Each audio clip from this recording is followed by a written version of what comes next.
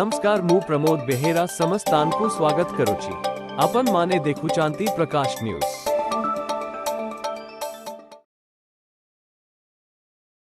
सहारा India परिवार के संस्थापक और सहारा समूह के मुखिया सुब्रत रॉय का 75 वर्ष की उम्र में दिल का दौरा पड़ने से निधन हो गया। वह लंबे समय से बीमार चल रहे थे। उन्हें कोकिलाबेन धीरू भाई अंबानी अस्पताल और मेडिकल रिसर्च इंस्टीट्यूट में भर्ती कराया गया था।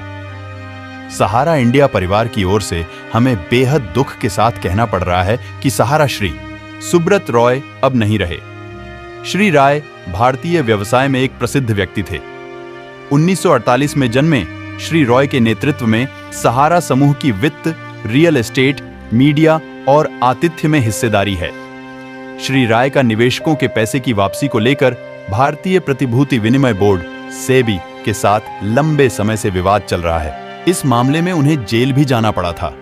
सहारा ग्रुप के देश भर में 9 करोड़ से ज्यादा निवेशक हैं। एक समय सहारा समूह भारतीय रेलवे के बाद देश का दूसरा सबसे बड़ा नियोक्ता बन गया था। अब अगर बात करें सहारा ग्रुप के निवेशकों की, तो इस वक्त सहारा ग्रुप के पास 9 करोड़ से अधिक निवेशक हैं। इसके साथ ही उनकी सहारा कंपनी की नेटवर्थ 2,59,900 करोड़ रुपए है। आज के समय में भी लखनऊ से लेकर विदेशों तक में उनके ऑफिस, मॉल और इमारत खड़ी हैं। रिपोर्ट्स की माने तो वो लंबे समय से गंभीर बीमारी के परेशान थे, जिस वजह से उनका इलाज मुंबई के कोकिलाबेन हॉस्पिटल में चल रहा था। आज उनका पार्थिव शरीर लखनऊ स्थित सहारा सिटी लाया जाएगा। प्रकाश न्यूज चैनल को सब्सक्राइब करी, बेल आइकॉन को क्लिक कांतु। धन्यवाद। आप देख रहे थे प्रकाश न्यूज।